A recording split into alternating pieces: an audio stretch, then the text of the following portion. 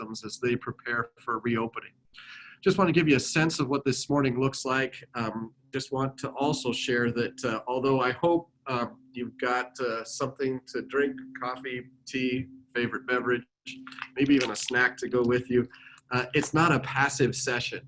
It's not going to be me talking at you for 3 hours. I couldn't imagine anything less engaging.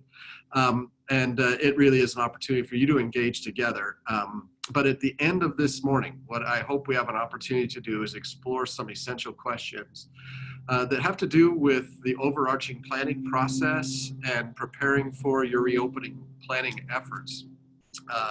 This morning session, we're going to explore some things around your team, its structure, its purpose, the processes that you'll follow, talk a little bit about platforms and the tools that you might use to engage and manage people in the planning process, think about products and timelines, and then considerations related to your next steps.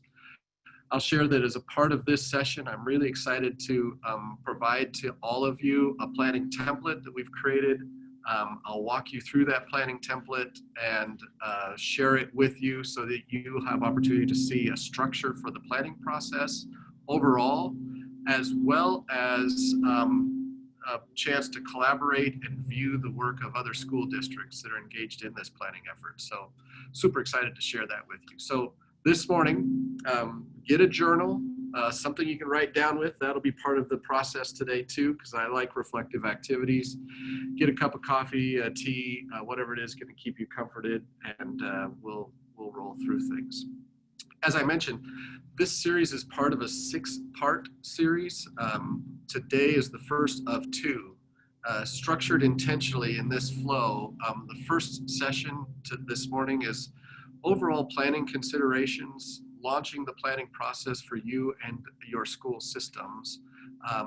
We'll be walking through some of the expectations as designed by OSPI in their recommendations document and guidance documents, a process overall for team engagement and team process, as well as a template and tools related to that planning process. This afternoon, digging a little bit deeper then, is thinking about one of the overarching themes, regardless of what you're doing, is how effectively we communicate and how we connect with a variety of audiences. Kristen Jowdon, our Senior Director for Communications, will be facilitating that, and a chance to dig a little bit further into that content. Wednesday morning, so you get a little bit of a break. Wednesday morning is looking at the process of continuous learning. So what can we learn from this last spring? What are some effective practices as we engage students in authentic and meaningful learning? And then follow that up Wednesday afternoon with trauma-informed practices. What are some of the things that we do to respond to the unique needs of students' life experiences? Also think about staff too, in terms of mental health, wellness. Friday morning, we'll be looking at the health and wellness content, and then we want to look at, let's see if I can hide this, health and wellness, and then in the afternoon on Friday, looking at business operations, specifically looking at facilities, food service, and transportation, digging more into those last 2 topics. So this morning's session is part of a whole series, and I hope that you find the structure to be supportive of you and your team's planning processes. So this morning, it's just some logistical things with relation to your participation.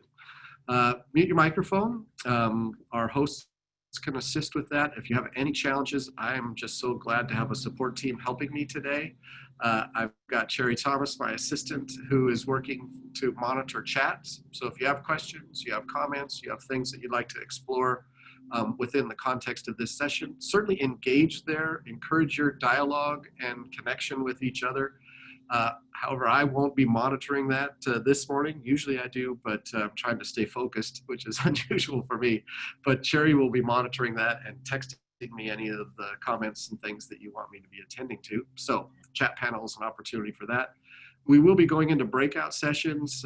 Encourage you to keep your video up and running so that folks can see you and make connection to you when we go into those activities.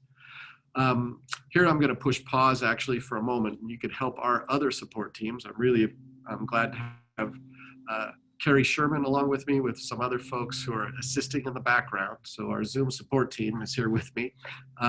As a participant, one of the things that we want to do is put you into breakout groups during portions of today's session. We'll be doing this for all of our sessions. Some of them will be random assignments. I'm just pushing you into groups to have a conversation. But this morning, I want to have an opportunity for you to spend some time in groups that are organized by district. So if you've not done this before, in the bar, probably on the bottom of your screen, you click on participants. You can also hover over your picture. You're looking for 3 dots, or you're looking for the more buttons. So if you click on participants, then what's going to come up is the list of participants. Find your name in that list. It should be at the top. Look for where you'll see unmute and more. Don't click on unmute, but click on more. And when you've selected that, select rename. You'll do the same thing if you find your picture. There's 3 dots. Rename is one of the options that comes up in the menu. And when you find rename, this is what we'd like you to do is change the name, your name as a participant to your district's name dash your first name. So for example, I would be ESD 113 dash Dana. Brian Wharton, I saw you're in there, so you'd be Yelm dash Brian.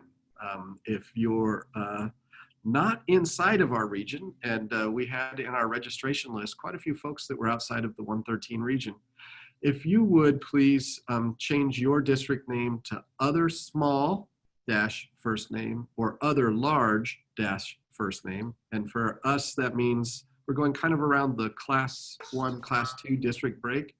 So if you're from outside of the ESD 113 region and your district has greater than 2,000 kids in it, if you would do other large dash your first name. If your district outside of our region is smaller than 2,000 kids, if you could change your name to other small dash your first name. If you're staff here at ESD 113 and you're just lurking, you don't need to do anything.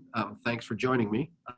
If you're staff here at ESD 113 and you want to be put into a breakout group, then change your name to ESD 113 dash your first name. So what's going to happen then in the background, and I'm purposefully stalling, is in the background, as soon as those names start getting set up, our support team will start creating our breakout group structures. That's going to take a period of time, and putting you into district groups so that you can have some conversation that focuses around the topics of this morning. So I'm actually going to pull up the participant list for just a second. I see that is happening. Way to go. If you get a chance, if you can check your name to make sure that there's, I think it makes a difference for the alphabetical sort, might be wrong, but if you could check to make sure there's no dash or no spaces between district name, the dash, and your first name. I think that helps with the sorting inside the participants list. All our folks on the back end are going to be managing that for us. They've set up our breakout groups. Zoom, as you know, limits you to 50 at most. And so we're going to try to put folks together in meaningful groups. So I see that that is happening. Way to go. If you need help with that, you can post into the chat window a request for help. Our support team can change your name for you if you're finding that it's not working. So there we go. Just kind of pausing right there.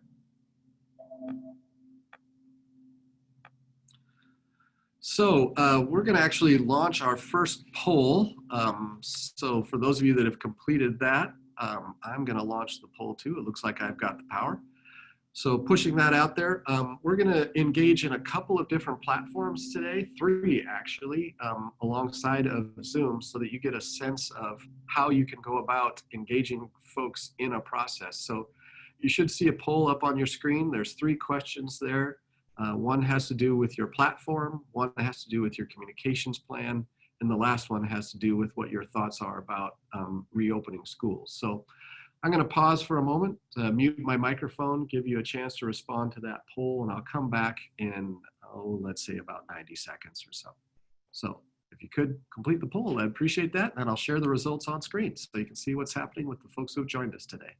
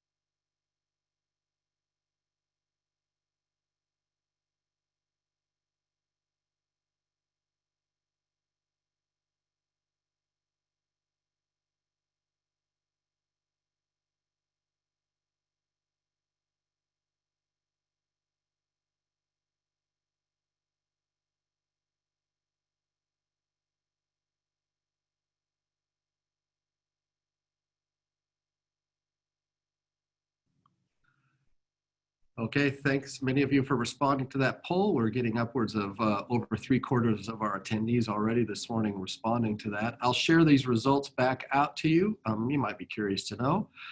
In terms of platform, I want to talk about that a little bit today, give you some thoughts and recommendations in relation to how we manage and share our planning process as well as the results of our plan.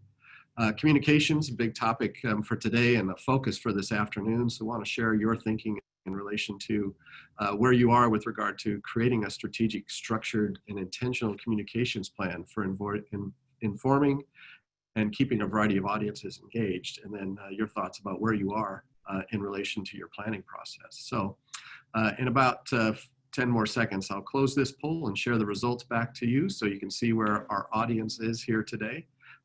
If you're looking at the chat, our participants list, we've got just under 200 folks in attendance. Boy, I couldn't even imagine what my Brady Bunch screen would look like with all those folks here, but grateful for your taking some time together with us today.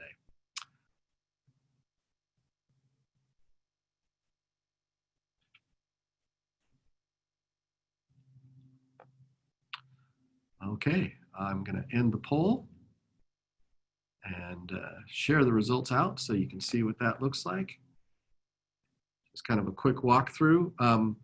Two purposes for this, actually. One is to get a sense of where all of you are as the facilitator of this morning. So I could see, generally speaking, folks agree or strongly agree that they've got a platform for collecting and sharing their plans. So you've been intentional and thoughtful about that process. That's very cool. Sliding a little bit down to communications planning. I know Kristen is sitting in this morning. She'll be interested to see that about 53% agree with the statement that we've developed a communications plan, 21% disagree, and so opportunities there. And then many of you waiting to see what guidance is going to look like with regard to reopening schools. I saw the Lewis County headlines in the local paper just south of us, and they had front page news. Schools are reopening.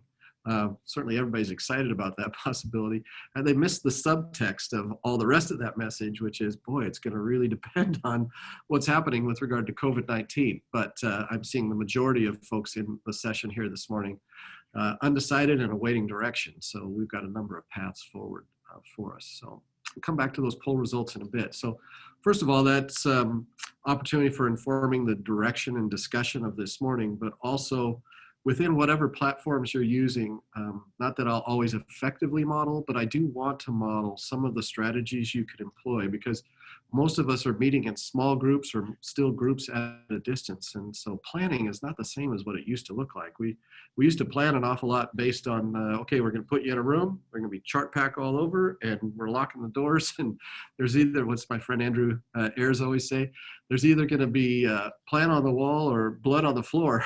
So we don't get to do that now. We're in a Zoom environment or a distance environment mostly. So how can we structure that to engage folks? So real-time feedback in an authentic way that creates equity, that allows people whose voice might not be as verbal or as comfortable in the tech, how to get them involved in the process. So two purposes this morning: sharing your feelings and your thoughts to help inform the direction of this conversation, but also sharing some tools that are available to you as a part of the platforms you're using to engage your audiences in the planning process. So with that, here's what we're going to be doing today. Got a Google document that we've created for everybody to collaborate inside of. So we'll be sharing that link in the chat window after a while, later on this morning. We'll be using a couple of different polling tools. One is Mentimeter, so your cell phones will be coming out at some point. And then using polls and the chat inside of Zoom, so that we have opportunity to connect with each other, share our thinking, and some of the things that are rolling around in our heads. In a bit, sometime later this morning, I'll get a chat from our support team. Will let us know when our breakout room structures are fully in place, or as close as can be. And we're going to break out a couple of times over the course of this morning so that you can have some conversation at the district or group level.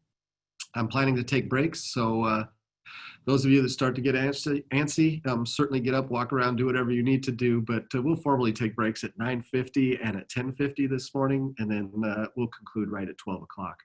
We want to give you some space for your comfort to respond to any emails, text messages, things that come on this morning. So just a little bit of the logistics of what's going to be happening today and some of the direction we'll be going on. So focusing on planning overall. Later this afternoon, digging deeper into communications. Wednesday, looking at instruction. Wednesday afternoon, looking more deeply at trauma-informed practices and some of the responses to diverse student needs. Friday morning, our team digging into health, safety, and wellness topics. And then Friday afternoon, looking at facilities, food service, and transportation. Today, we're looking at planning processes overall. Just keep coming back to our purpose for today. So let's take some time here related to Wednesday afternoon's topic. Join with me in just kind of centering ourselves. This is not meditation. This is not Eastern mysticism. This is mindfulness and mindful practices. And it's a critical part of our process. It's a critical part of how we start our day, maybe how we start our meetings, how we can actually facilitate things. So I'm going to do this. I'm going to take 4 deep breaths. I'm going to put one hand on my chest, one hand on my stomach. And I'm going to breathe in deeply 4 times. I'm going to feel my hand on my stomach, hopefully moving more than my chest. That tells me I've relaxed and that I'm activating some of the connections to my limbic system and helping myself just be centered. So in a process of facilitation, of instruction, of working in an environment that's really stressful and dynamic and changing every day, mindfulness, good idea. So join with me, 4 deep breaths. Here I go.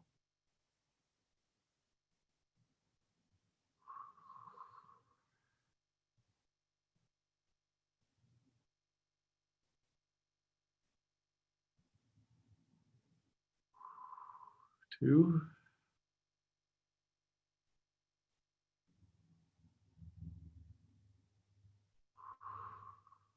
3.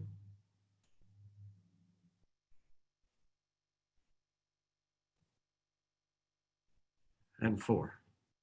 Looking to be centered this morning. And so what I want to do, what's Carrie saying?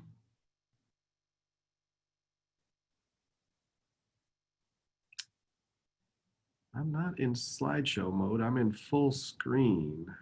So here, just a interesting section here. So that's affecting my mindfulness. So give me just a moment here. My slideshow is doing something weird. Yes, it is in full screen, Carrie. I don't know what's happening there. It's showing full screen on mine. Just give me a second here. So let me check on this. I'm going to pause this and come back to it. So I'm going to see if I can show this in full screen mode. I want to share my full desktop. Oh, you know what? I'm going to stop that before I go to my video.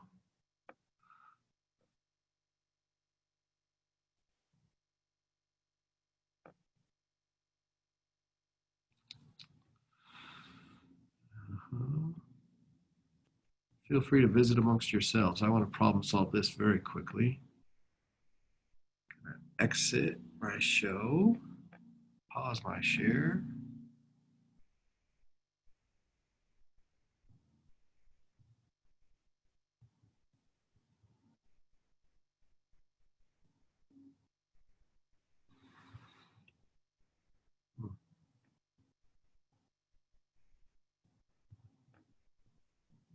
Just give me a second here. I want to check to make sure I've got all my slideshows set up properly.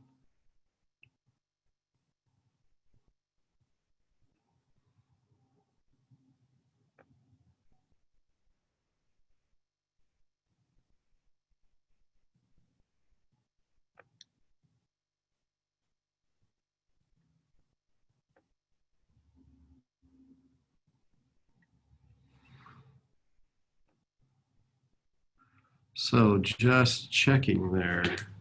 Hey, Cherry, what do you see? Does everything look okay? Yes, it's fine now. Okay, good. Thank you. All righty, good to go. Got it sorted. All right, so here's what I want to do. Centered ourselves. I'm not going to go back through that again, but center ourselves. I want to think about this journey that we've been on. Some folks I heard saying just recently, gosh, it feels like I'm in March 95, the 95th day of March. I want to think about this process, this journey, what it's been like since March. And I want to give you a moment to think about the things that you're actually grateful for, the changes that you've experienced, the practices that you've seen, some of the things that you hope stick into next year and beyond. So I want to give you a place and a space to just sort of pause and reflect on that. So if you are a journaler, maybe you've got a journal out in front of you, if you're a Post-it note person, if you text or whatever, but take a moment and think about the things that you're grateful for that you hope stay in this year ahead. And while you're thinking about that, I'm gonna set up a video for us. We're gonna watch Brene Brown talk just a little bit about, I wanna pause this just to check my share.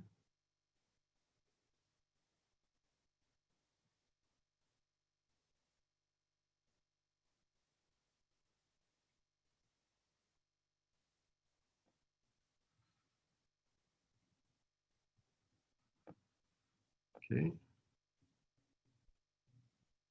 going to play this short 3-minute video clip from Brene Brown talking about blame, and as a way of centering us and thinking about the choices that we have in relation to the experiences of COVID-19, the stressors of school closure, and some of the planning opportunities that we have.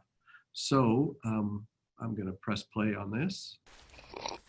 I need to turn your audio up.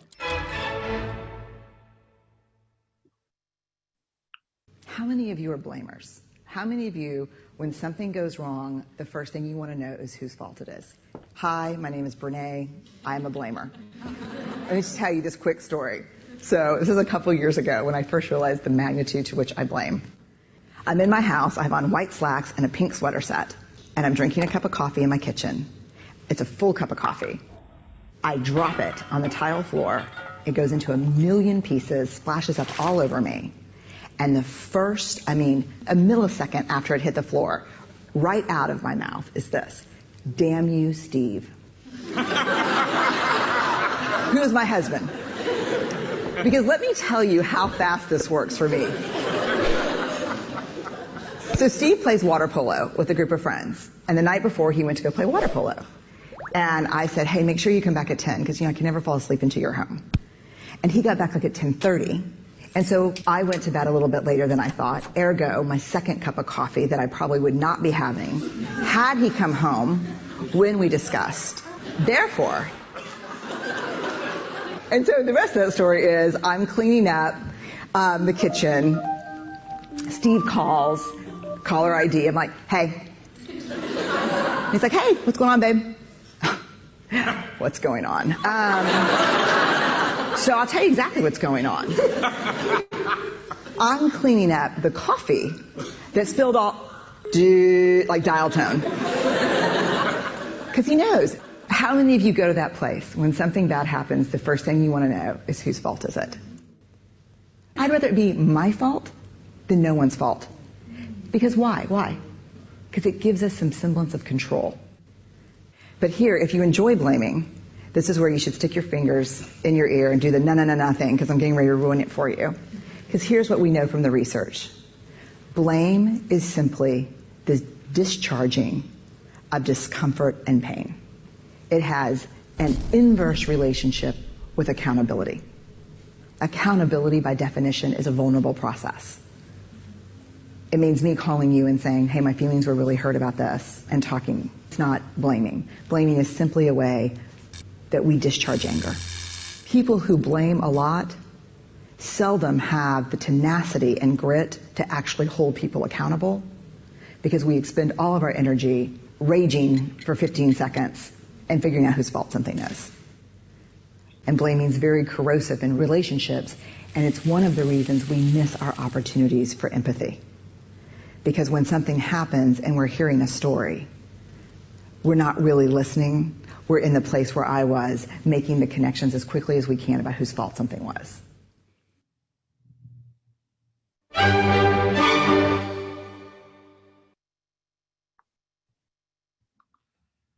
If you're like me, you really don't want to hear that. I'd rather just blame something. But that blame is expressed pain, right? And we're in this time where there's an awful lot to blame. There's certainly a lot of things outside of our control, but how we respond to it, how we respond with empathy, the choices that we have with regard to our reaction and interactions with our circumstances are kind of the point here. And what I'd like us to think about is starting this journey together, thinking about gratitude. And so I asked you to think about something that you're grateful for that you hope sticks this series and during this time, and what you hope kind of continues on into through the summer, into the fall, maybe it just becomes part of the culture of your organizations. And so what are you grateful for is kind of the overarching question. So get your cell phones out if you wouldn't mind. And while you have your cell phones out, if you would navigate to menti.com. So menti.com on your phone browser, your mobile device, and enter the code when you get there, 406770. You'll see that in the upper corner. I won't say those numbers again because I'll be saying them at the wrong time while you're trying to type something else. But go to menti.com, use the code that you can see on the screen. And when you're there, you're prompted with this question. This past spring, I'm grateful for. If you would take a moment and put the things that you're most grateful for, and you'll see that showing up on the screen. You can submit more than once if you'd like, but share some of the things that you feel some gratitude for.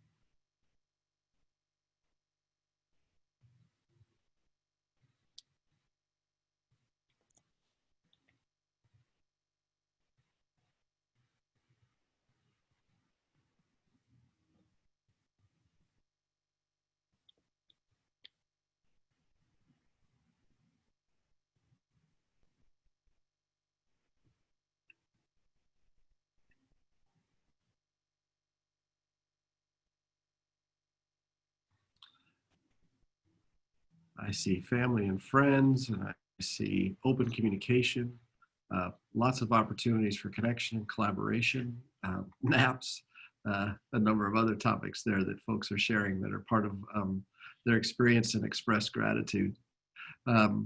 So thank you for that. Thanks for sharing some of your thoughts about the things that you find to be most beneficial that you'd like to see carry forward.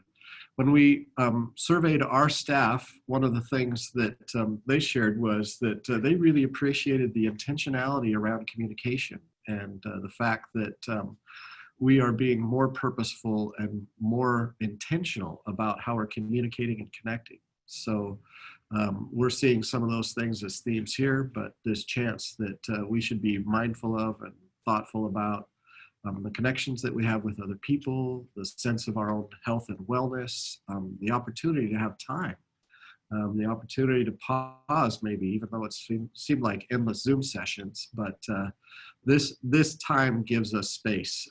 And we have a choice how we're gonna engage in this work. And my reason for this, this reflection at the launch of this whole series is, as leaders, as facilitators, as directors and managers of process, we have an opportunity to choose how we respond. We have an opportunity to frame and shape the direction and engagement with our teams and with our staff. And we set the tone. And so setting a tone in relation to those things that we find some gratitude around, the things that we would like to focus on that we are accountable for, as Brene was sharing, some of the topics that we feel that we have, that we can celebrate and lift up. So we've experienced a lot of change, certainly this past spring. We've seen a lot of change in expectations around how our time and life is managed, but also there are a lot of things that we can express gratitude around. And centering in that and being mindful of it is a part of this journey in this process. So I want us to think about that as we engage in the planning process as well. So I'm going to transition back to my slide deck. So again, 2 tools that we've used so far today. Within Zoom, a polling feature, within a platform like Mentimeter, a way of engaging and responding and hearing from an audience about what are the topics of interest or the top of mind for them. A way of creating equity in the conversation within our chat window, certainly, but tools to help us guide and inform the process, part of what we want to do. So getting into the content a little bit now today. I love this quote. I don't know if Albert Einstein said any of the things that if you do Google searches around his wise sayings, but one that's attributed to him, I don't know if it's this statement exactly, but it's in this space, is that it's harder to make things simple. It's easy to make things look complicated, which is probably why I take super simple things and make them look complicated. So what is the essence of what we're doing? I mean, we could just say, what are your plans for opening this fall? But really what I want to think about is that what are the framing questions for each of our events during the course of this week? Mine is around the planning process, not just the process. I want to get into the structures and the content, so don't worry, we are going to get deep into that. But this afternoon, we want to think about how we engage and keep others informed and connected to the work as it's unfolding. How do we adapt teaching and learning in the environment of distance learning, but not just that, how do we adapt teaching and learning so it continues to grow and flourish as more authentic each and every day? So this process isn't just about distance learning, it's about different ways of engaging students and families in the learning process. What do we do to respond to the mental, emotional, social emotional, behavioral needs of students, and how do we support staff as they're responding to kind of the emotional trauma of change? How do we reduce risks? Friday morning is what we'll be exploring. And then how do we continue to provide essential functions at every phase of school system opening? So these are the essential questions. And so as leaders, what I'm asking you to do is, as you're leading and managing this process, help your teams by focusing the questions, keeping them understanding what it is we're unpacking, and try to narrow it so that we can shrink the change. If those of you are fans of the Heath Brother book, Switch, but trying to shrink the change to the point where it feels manageable, and then focusing it and focusing our activities in a way that continues to move us forward. So that's what we'll be focusing on today. And I want you, again, you're still just kind of thinking with you a little bit, is this is also an opportunity. So not only can we be grateful for some of the things of this past spring, but this opportunity for planning and thinking and framing our work ahead is a chance to think differently about school and learning, engagement, supports, what equity looks like, what the whole process of teaching and learning looks like. So as leaders, one of our responsibilities is to zoom in and zoom out around the horizon. So I want you to think about the horizon of your planning process, that some of your planning is certainly going to be focused on what are we going to be doing next week with staff and students, or what are we doing for professional development in August, or how are we going to open school in the fall? What will that look like? That's pretty close to us, near term. But what could it look like if we thought really far downstream? What would it look like 3 to 5 years from now? What are the changes in practice that we would like to begin to implement or reinforce in terms of student feedback, in terms of student engagement, in terms of the learning environment, in terms of how we blend academic supports with non-academic supports? So how can we utilize this experience as a way of framing change that's further downstream? So a horizon that's 3 to 5 years out. Certainly there's a horizon of next spring. So what will it look like next spring? So my encouragement to think about with your teams is to frame the planning process. There's certainly energy around what is it going to look like in the fall, but what will our system look like next spring? When we look around, how will it feel? What will engagement look like? But I know most of us are focused in on what of three doors are we going to be going through, and how do we plan for those so that we can rapidly adapt and respond to what the spread perhaps, or the resurgent of COVID-19 might look like in our communities, knowing that most of that is going to be a district by district, community by community response based on what the health data is showing. So there's three doors probably that you're planning toward.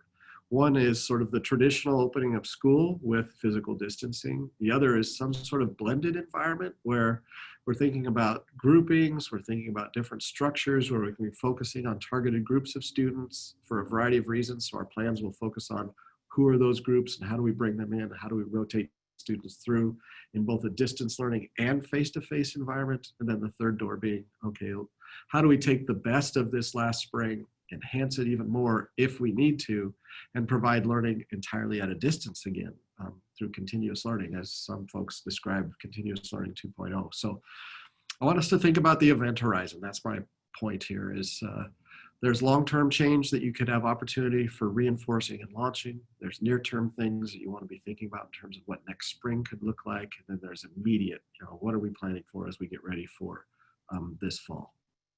So as you're journaling and as you're thinking as a team, I encourage you to think around those three different distances in terms of the event horizon. So with that, I want to go back to Mentimeter, another planning tool for you to think about. So I'm going to push us to another question. So cell phones can stay back out. Should be able to go to my next question. So now here's opportunity for you to prioritize. If you have to, you might need to refresh your phone's browser or enter menti.com again, same code. And what you'll be asked to do in these 7 choices, just want to see what your priority concerns are. So are you thinking about improving continuous learning? Are you thinking about implementing physical distancing, transporting students, etc.? So take a moment, respond to this survey, and let me know what your priority concerns are as you are thinking about your preparation for this planning process and this fall.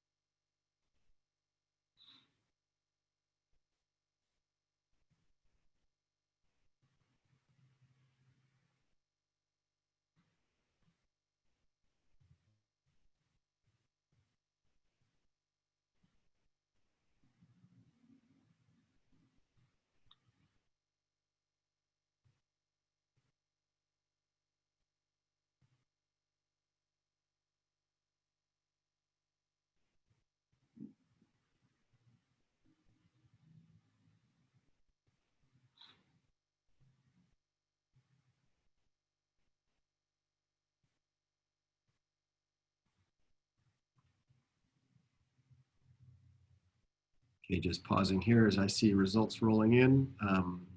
We've had about over 125, 130 responses so far.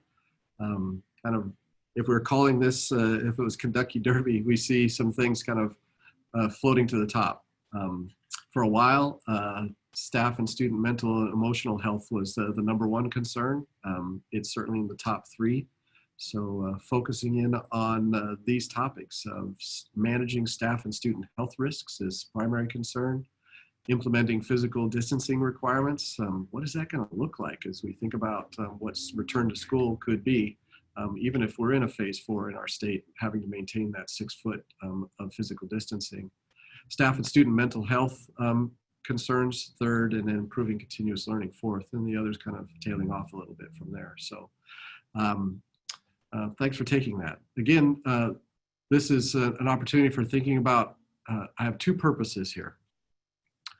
One is, as leaders of this process, the complexity of what we have to plan toward and within, when you look at the OSPI guidance, and Cherry, if you get a chance, if you could post that to the chat window just so folks have that link. I'm sure many of you have it printed out or have it bookmarked. But when you look at the OSPI guidance, you look at guidance that's come in from other states, you think about what you'll be planning around, there is so much to be working on. What are our priorities? And how are we focusing in on those priority concerns? And how do we allocate the limited amount of time that we have between now and restarting schools? How do we structure our team meeting process and protocols so it's focused in on the things that are of greatest concern for us and our communities? So that's my purpose number one, is to model a way of focusing your work and making intentional choices about where you allocate time and energy and resource for your planning efforts. And my second purpose is to, again, have a platform or some tools. If you've been involved in planning, as I know all of you have been, there are some folks who are just very comfortable, they're very verbal, they are very articulate, they're very passionate, and they tend to drive the conversation an awful lot. And what we have as members of teams and community are people who are very thoughtful, and we're all on a spectrum of extroversion and introversion. Some of us need space and time to think and reflect. Some of us might not be the person to put our voice directly in, but we'd like to contribute. And so having tools for gathering perspective, for gathering data, for finding out what the needs and concerns are and helping that inform your process, I think is a critical thing. So two purposes here. One, modeling a platform, probably least important, but more important, to think about how you prioritize your work, knowing that you have so much to do. So our group today, most concerned about student staff health risks, implementing physical distancing, and then thinking about mental health and emotional health, and then improving continuous learning. Hey, you'll be glad to know that gathering data and thinking about communication this afternoon, next Wednesday, or on Wednesday morning, talking about changing continuous learning experiences, and in the afternoon, responding to to staff, student, mental, and emotional health. Friday morning, talking about safety, and then looking at other issues related to facilities, transportation, all those sorts of things Friday afternoon. So kind of fits the flow of things for us a little bit. So with that, I want to think about what our resources are. And so this is going to be my pivot to just before our first break. I don't know how many of you are huge fans of the Princess Bride movie. I've spent way too much time, too many times watching it, but maybe and I draw it needlessly in as a metaphor, but there's this scene where they've decided they're actually going to be storming the castle. Billy Crystal just waved them by. Good luck storming the castle. And Wesley has just been coming back from being mostly dead. And they're there, they're getting ready. And Wesley asks this question, okay, we're going to storm the castle? Well, what are our assets? And he hears, it's your brains, my steel, physics strength. And he says, we can't do it. We don't have enough. There's no way we're going to make it. And then they say, well, we got this wheelbarrow. Oh, and we got a fire cloak. And so, he says, well, why didn't you tell me that we had those things amongst our assets? And then he starts to put his plan together. So what I want us to think about and what we'll be working on in our next phase of this presentation and our discussion this morning is thinking about what your assets are and how you're going to engage them in your planning process. So when we come back from break, we're going to explore some of the most critical assets that you have, your people, and how to deploy them well and effectively in your planning process. So with that, I'm going to take my first break this morning. It's 10 to 10. We'll come back here at straight up 10 o'clock. Here's opportunity for get up, stretch, grab some food, get a snack, get a little bit of a drink in you or whatever that's going to be, respond to emails and texts, and we'll come back here at 10 o'clock. So we'll see you in just a bit. Taking a quick break.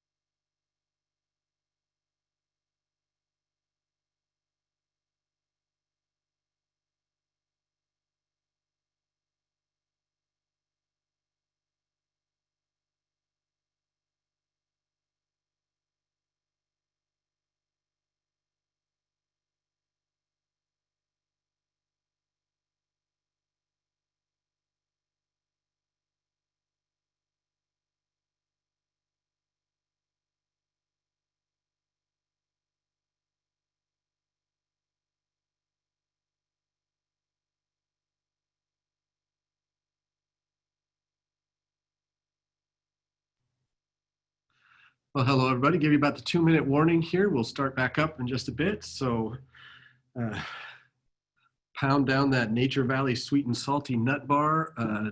Drink your icy. Okay, that's what I got. But respond to emails, text messages, whatever it is, and we'll start it here in just a bit. We'll get a little bit more into the depth of things. So after some throat clearing about the general process considerations and some of the things you might do as a leader, we'll start getting into the framing of your planning process and then transition in a bit to some of the supports we put together.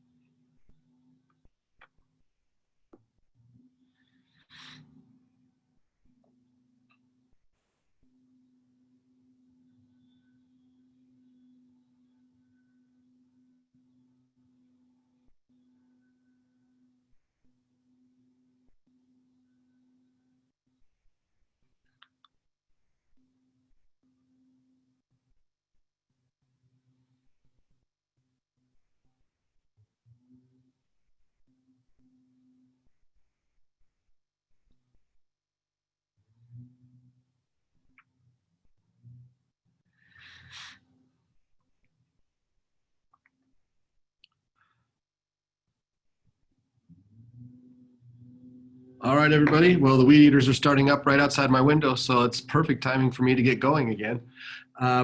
We'll continue our journey here, thinking about general planning considerations. So overall, thinking about your role as leaders of understanding and framing the work in terms of what it is we're trying to accomplish, thinking about your event horizon, thinking about tools that you might use to manage your process. But now let's start getting into a little further into the weeds. So thinking about storming your castle, which happens to be reopening schools this fall.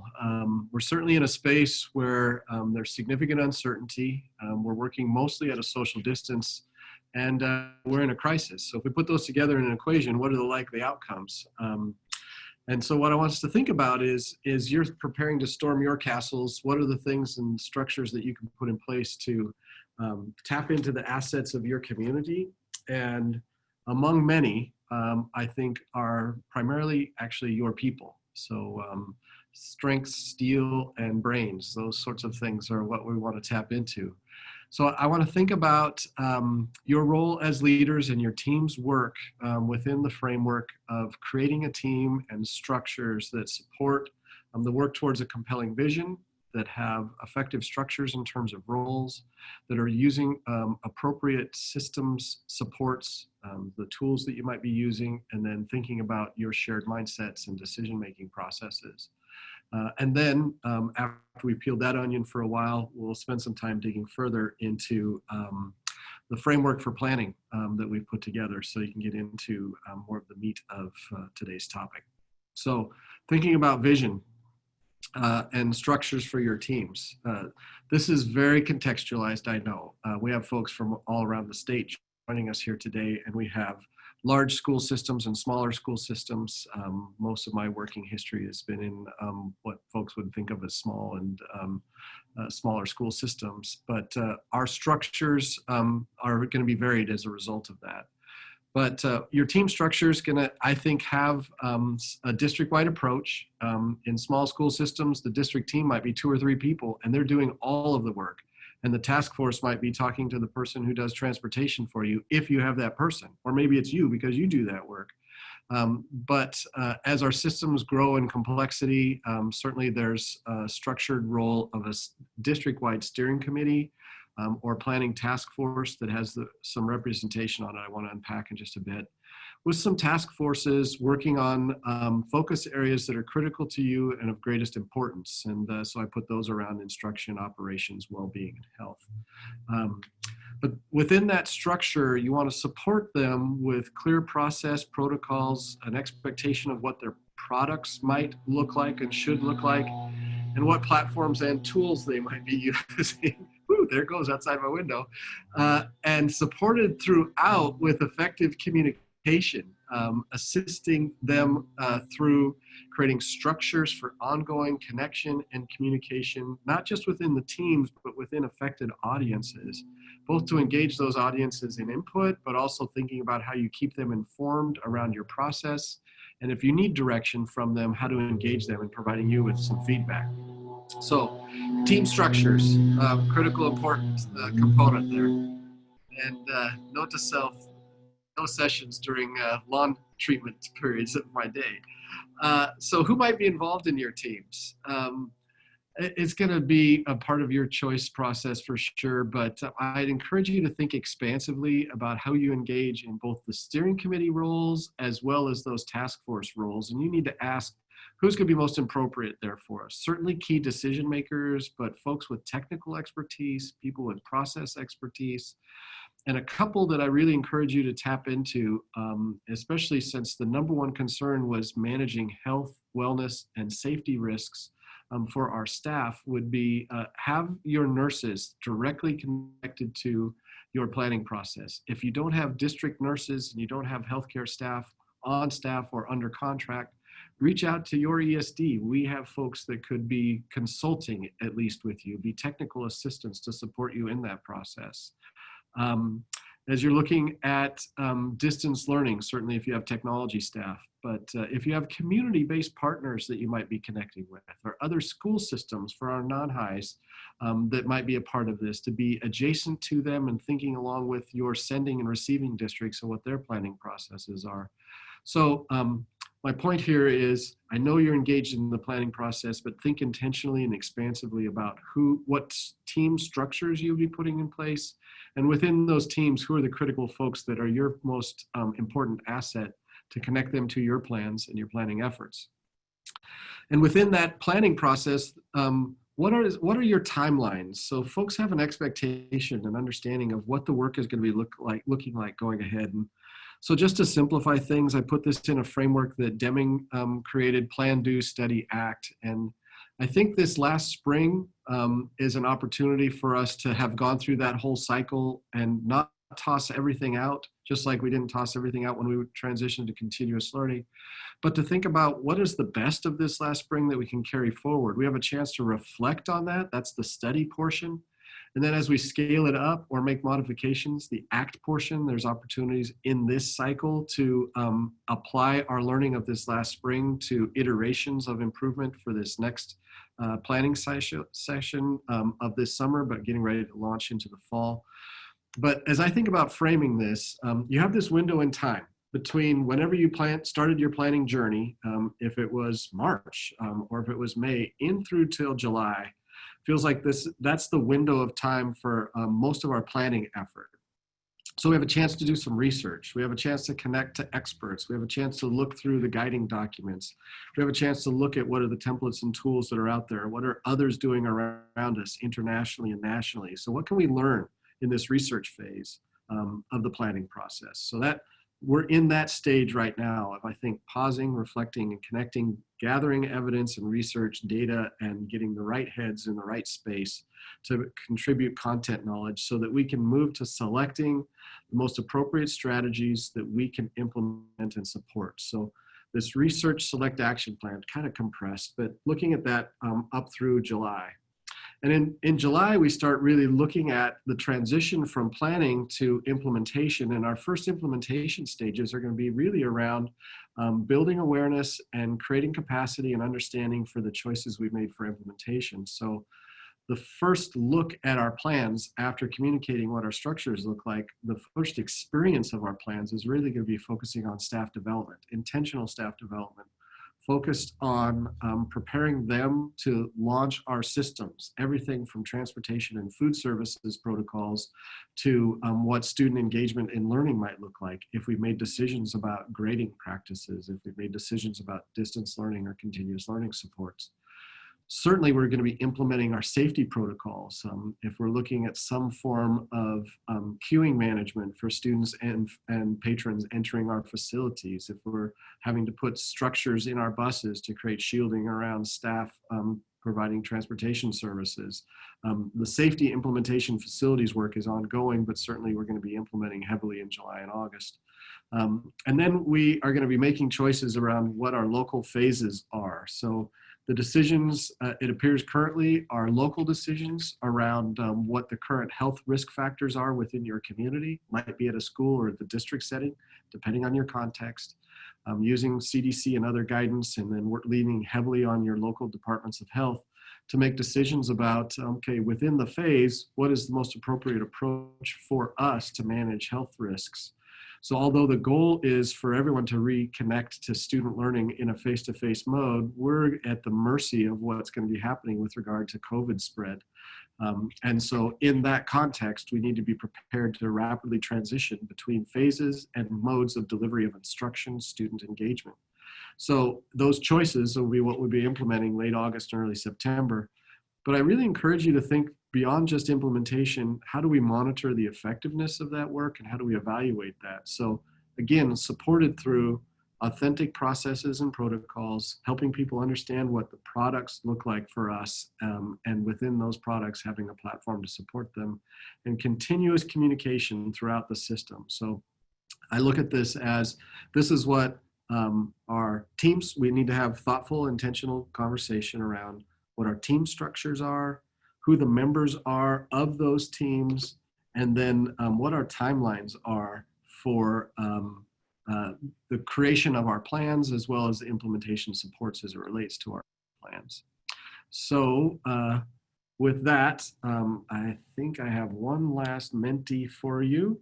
I want you to think about those 4 phases. So hopefully this doesn't kick anybody out, but think about those 4 critical elements that help you in creating an effective structure for your team. So the question is, thinking about your readiness, indicate where you are. 1 is low, 5 is high, for understanding your team has developed a compelling vision and has determined your direction for the work. You have effective team structures. You've clarified roles expectations for your folks. You have selected intentionally the tools that you'll be using to support your planning process, and you've created clarity around what your decision-making models are going to be looking like as decisions come forward. So just push pause here for a moment for you to connect to that, and I'm just curious how you would assess yourselves in terms of your team's readiness for compelling vision, effective structures, supporting systems and tools, and creating a shared mindset on a scale from 1 to 5, where 1 is, I strongly disagree, or very low on that scale. 5 is, we're looking really solid and feeling very good about where we're headed in terms of those 4 elements of effective teaming.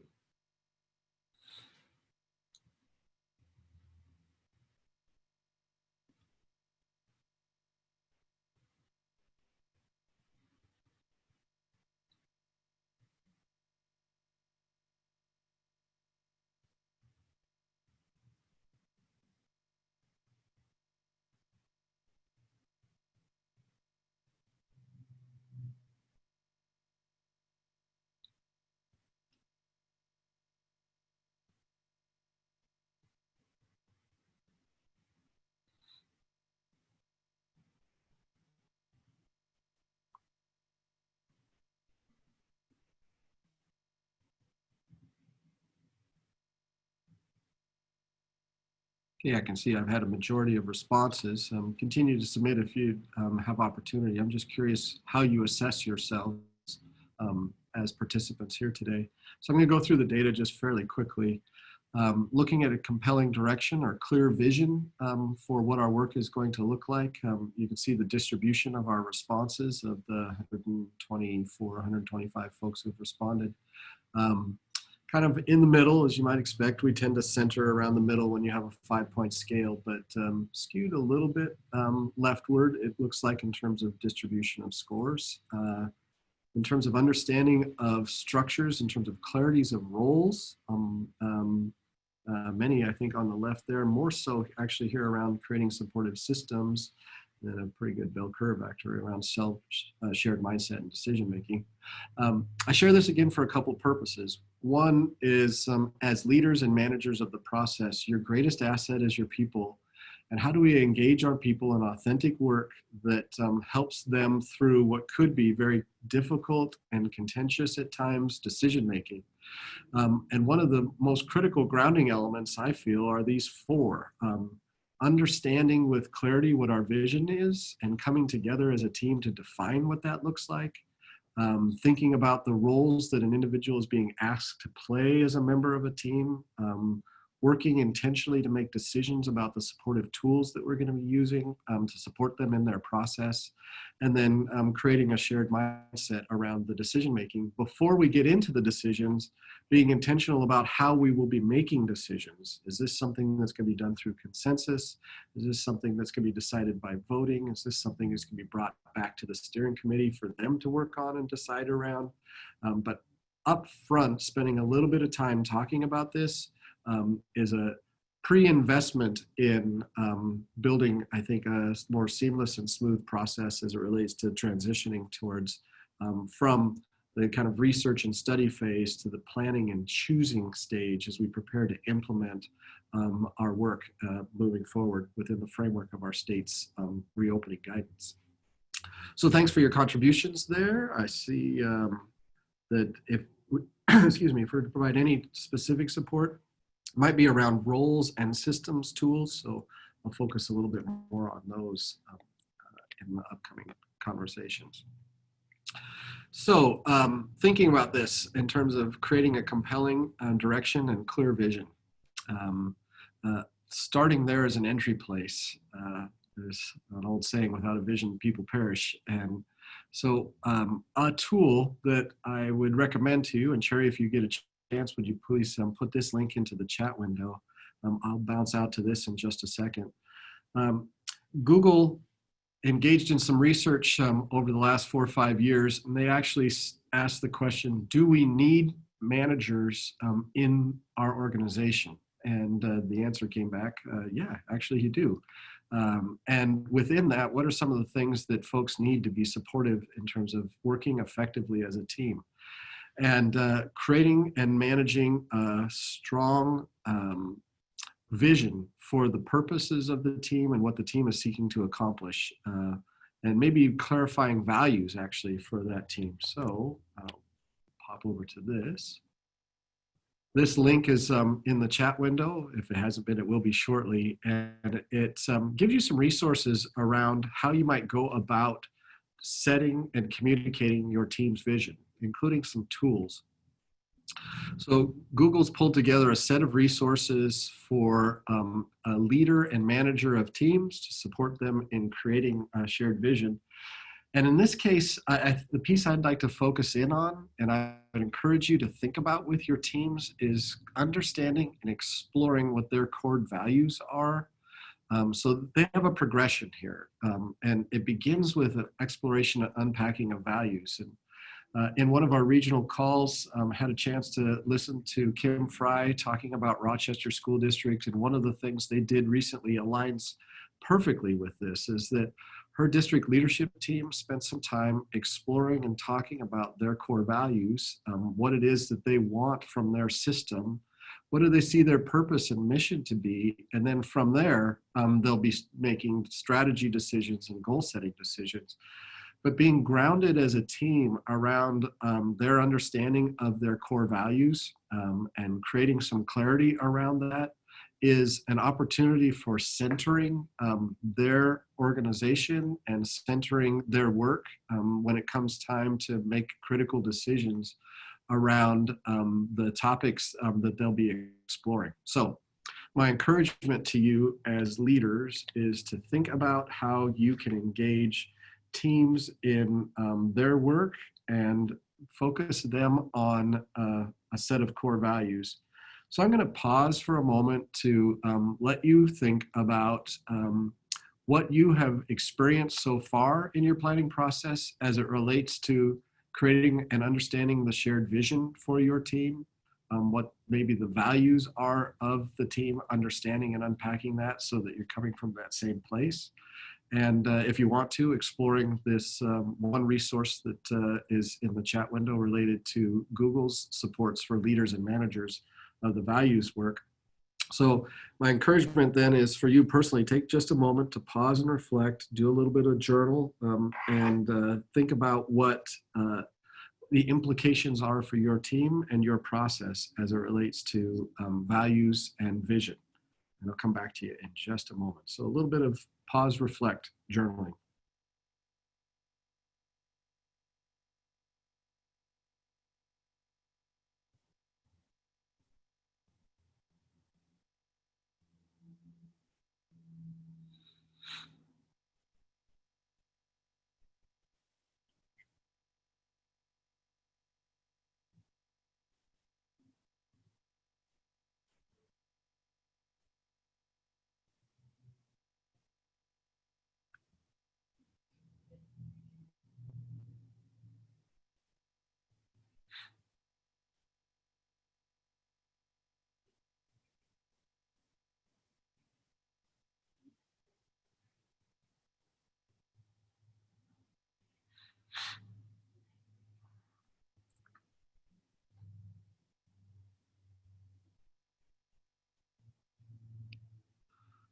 Okay, going to take one more moment here, unpack one of these for just a bit, and then we put together breakout structures for you to get together with teams or similar groups if you're from outside of our region based on school district size and location, and give you an opportunity for some focused conversation.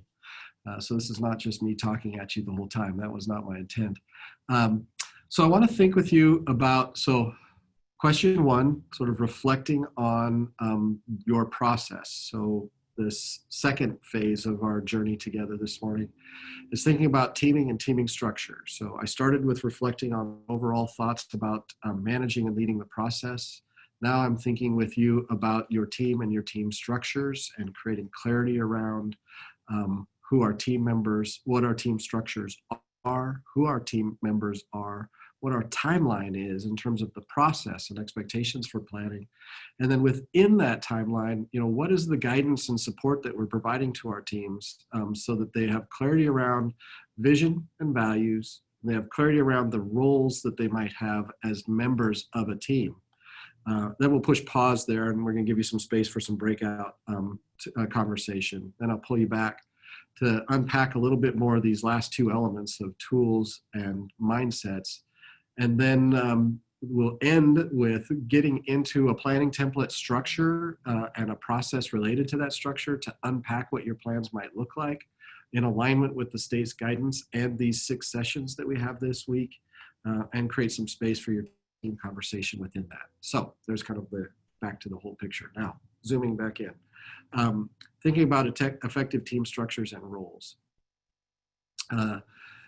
Cherry, if you have opportunity, please put this link into the chat window. This is an article from Harvard Business Review. And whether you use this structure or not, this is related to project management. And so if you have expertise around project management within your community, tap into it. If there's somebody on your district team who's gone through that training process related to project management, how awesome is that? If not, reach out to some folks. We have people here, Stephanie Griffiths in our ISC, our Information Services Center. She has a lot of depth of knowledge around project management. Maybe you have people within your community, or you have staff who have some training or some experience around this. But let me just walk through this just a little bit. As a member of a team, you come with a set of experiences. The assets that we all have right now are basically our experiences. Nobody has planned for reopening a school after extensive closure. This is all brand new, uncharted territory for all of us. And it's a dynamically changing environment. If I haven't mentioned that, I probably should have, that the guidance that we have today is going to be refined in the next week or so. There's phases that we'll be moving through that will be changing. That we don't know what the COVID-19 spread is going to look like, what flare-ups are going to be. So it's a changing environment, and nobody has been through this before. So all that we have is our experiences to bring to the table. So how do we manage? How do we lead? How do we frame? It's drawn on our experiences. But as a member of a team, I have roles to play, and understanding what my role is as a team member or who is playing certain key roles is very important, because I need to know who has, for example, the role of executive sponsorship that can make the formal decisions around implementation, if that's what their role and responsibility is, because somebody has that. Whether we're a small enough team that the person on the team and we together are the whole group and we're going to make those decisions, and the person in the room who can cause them to be implemented is there, awesome, that's great. In larger school settings, in districts that are more large, complex, and are managing a lot of scope in terms of the size of community, the numbers of kids served, the numbers of schools being served, there's probably a project steering committee that is over all this, that is actually making the decision making, and task forces are making responsible recommendations to that group for implementation. But connected to each of the task force, I believe, needs to be an executive sponsor link, so that folks know if they're marching down the right road towards something that could be implemented. Someone who has project management experience, who can facilitate process, is what I'm thinking about here. People who can, the next element is, it's not the same role. Someone as an executive sponsor is, I'm a key decision maker and I can cause these decisions to be implemented. If I'm a project manager, I'm doing the coordination of, and I'm keeping the team moving forward. We're working on the calendar of our meetings, the cadence of our meetings, the structures and supports of our meetings. And I'm bringing together the right team members that are representative of that kind of hexagon collection that I had on screen a while ago, around key stakeholders, people who understand both process, people who have content expertise. We're bringing those team members to be contributors to us. And I would encourage you to have someone who has a communications role to be a part of, whether it's a single team or your sub-teams, so that there's someone responsible for gathering what's being collected and thinking intentionally about how communication flows out to various audiences that have shared interest here. So that Harvard Business Review article that's in the chat window, that's linked on this slide, those are some resources for you just to think about your team and your team structures, and how you might go about engaging in the planning process. So we're about halfway through our morning here, and what I want to do now is create some space for you to have some conversation with your planning teams and the folks that are there. So as my understanding, I think Carrie is going to help us move into that structure. So here's my charge to you. Use the time as you feel is fit. One of the things that we've heard is that there's just not time for us to have these conversations. We're having a hard time pulling people together, and we'd like to have space for that. So each of our sessions over the course of this week is going to have time for teams to get together and have their conversation that they feel is appropriate. Select someone to be your facilitator for your process, who's going to keep your team moving forward. Identify somebody to be the recorder for your group, who's going to keep your record of what you talked about and what you want to make sure that you memorialize as a result of the conversation. And then prepare maybe to share out. I'd like to hear from somebody here about what you talked about. We want to ask everybody to, that's way too much. So we'll call on folks as sort of volunteers that you don't know you're going to be voluntold. But I'd love to hear a little bit about what you talked about as a group. So in your breakout sessions, just encourage you to have the conversation that you need to, and pick those folks to play those roles. Facilitator to keep things going, somebody to record and memorialize the conversation in your planning space, and prepare to share possibly one or two things out, either in chat or if I call on you to share to the whole group here. So Carrie, would you be so kind as to move participants into breakout rooms and to close the breakout sessions?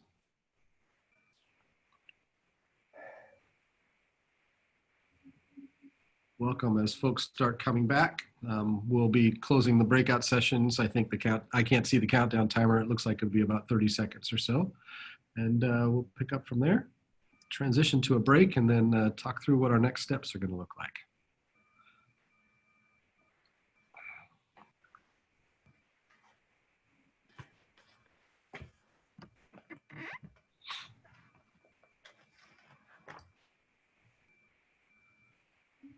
Can you see what she was?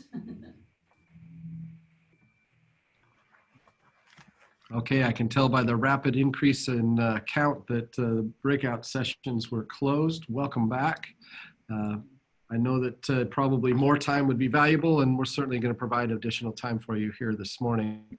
I just want to share a little bit. You know, I'm sorry, I'm taking you on this journey that is the way my brain works, which mostly is random. So I try to put it into structure, and the slide deck helps me. But I'm a whole to part thinker. So big picture for me down to the fine grain stuff. So that's what your experience is looking like this morning. So just to recap, we started with really big picture ideas. You know, what are some of the general considerations around the roles of leaders in a time of change, down to structures of teams. And when we come back from break, we're going to get into much closer into the weeds around what are the specific platform tools that we'd use with recommendations, and a planning template that we put together for all of our participants, and anybody can use if they want to manage the planning process with some guiding questions mapped to the state's guidance document, and a place where you can collaborate across school districts. So that's where we're headed when we come back from break. So of the 4 things that I'm encouraging systems to think and talk about, we've gone through 2. Thinking about vision, effective structures, and in just a bit, we'll transition to supportive systems and tools. So it seems like we had a fair number of folks. Let me take a look at my participants list. We're gonna just do a call on here. Would someone be willing to share just a quick thumbnail sketch of what you were talking about in the Centralia group during that breakout session?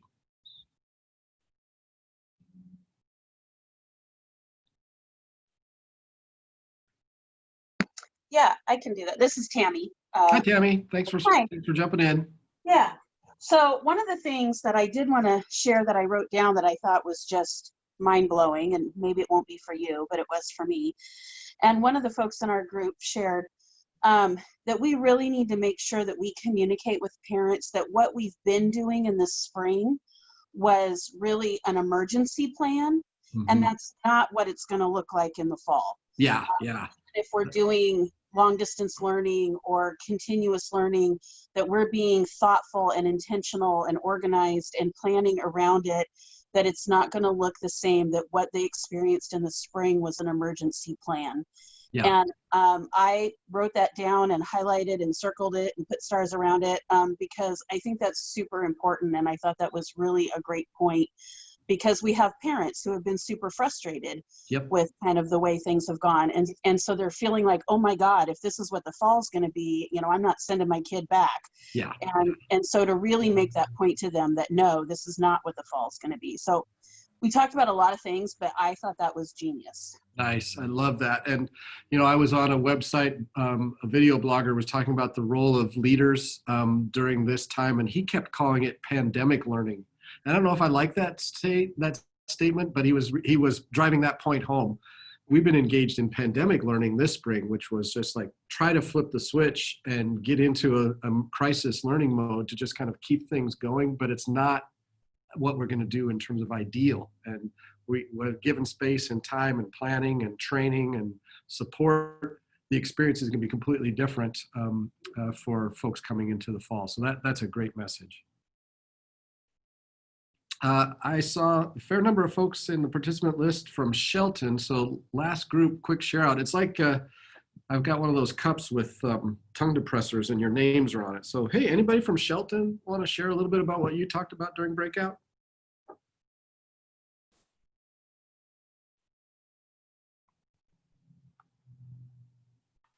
Dana, can you hear me? I can. Okay, thank you. Well, first of all, I'd like to thank you for all your great work. You're doing a great job. This is not easy to do what we're doing today, but you're doing a great job. Thanks, Alex. Just a quick overview of what we're doing in Shelton. About 3 to 4 weeks ago, we developed 7 subcommittees that are very consistent with the information and the groups that have been established at the state level. And right now we have over 200 community people, staff involved in those 7 committees. Mhm. And we're also sending out a very comprehensive survey to families, to staff, to parents to get their input in terms of how they want school to begin. How do they Mhm. want schools to reopen? And we're going to take that information, of course, and we're going to use that in our subcommittees. We've been in existence for about anywhere between 3 and 4 weeks. Nice. And so we have great leadership on those subcommittees with a lot of people that are very interested in making sure that we do our very best to reopen schools in the fall. Nice. Um, Thanks, Alex. That's great to hear, and good to hear what those structures are looking like. Many of us putting a process together and then thinking about, okay, just keep the get the target clearer for us so we know what it is we'll be shooting for in the end, and trusting that we've been on the right path. And it sounds like you've got both a great structure and great content focus. So thanks Thank for you. sharing that. Great work. Well, as I promised, we'll take some breaks and have some breakout time. So this is coming back to the top of the hour again. We're going to transition to a break. So I'll give you some space, 10 minutes to check in with email, take care of your needs, get a snack, and etc.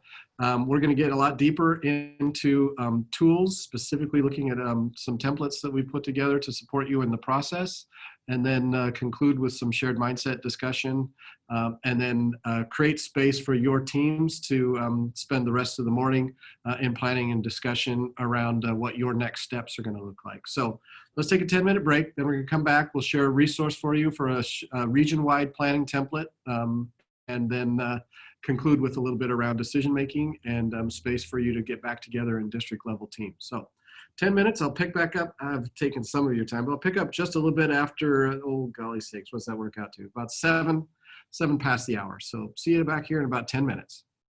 Talk to you soon.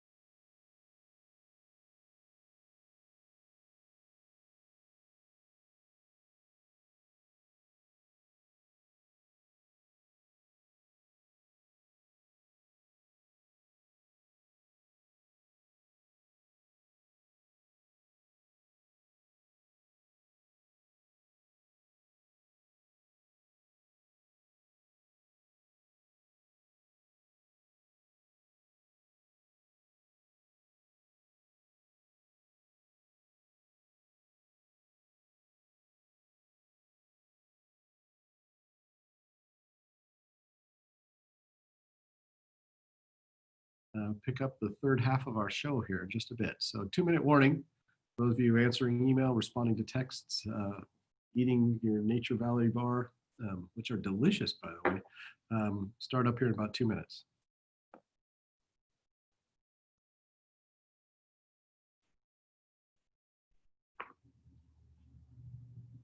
Okay, starting up here very soon, everybody. Welcome back. Third half of our show. Just a couple of reminders as a means of stalling as folks return. In the chat window, it's a pretty large file, mostly because of the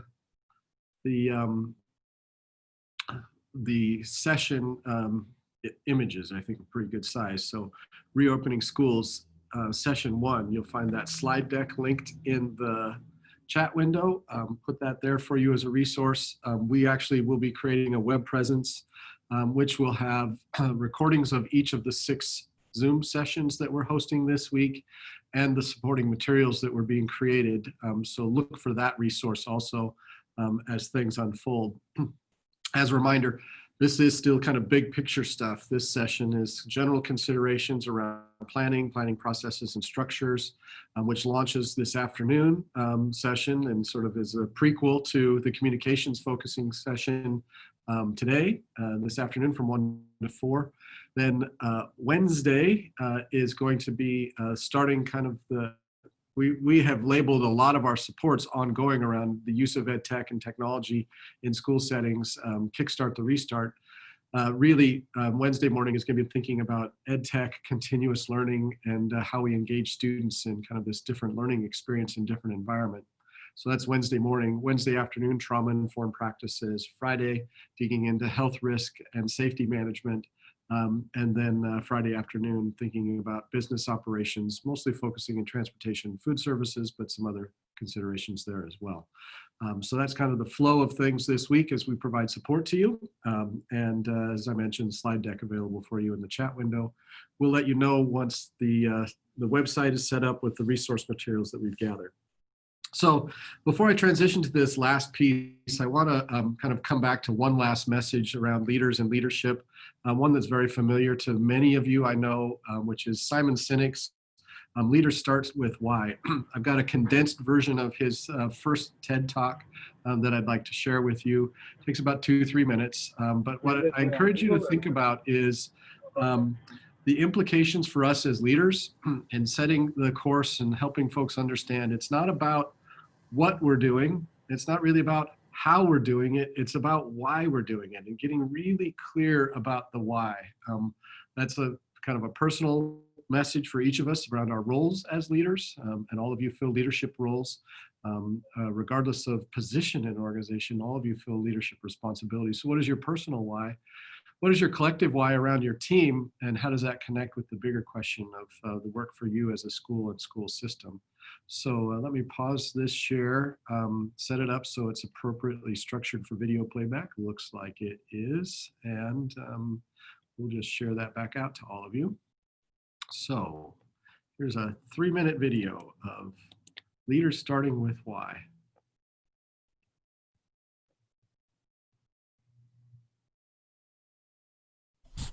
Probably the world's simplest idea. I call it the golden circle. This little idea explains why some organizations and some leaders are able to inspire where others aren't. Every single person, every single organization on the planet knows what they do, 100%.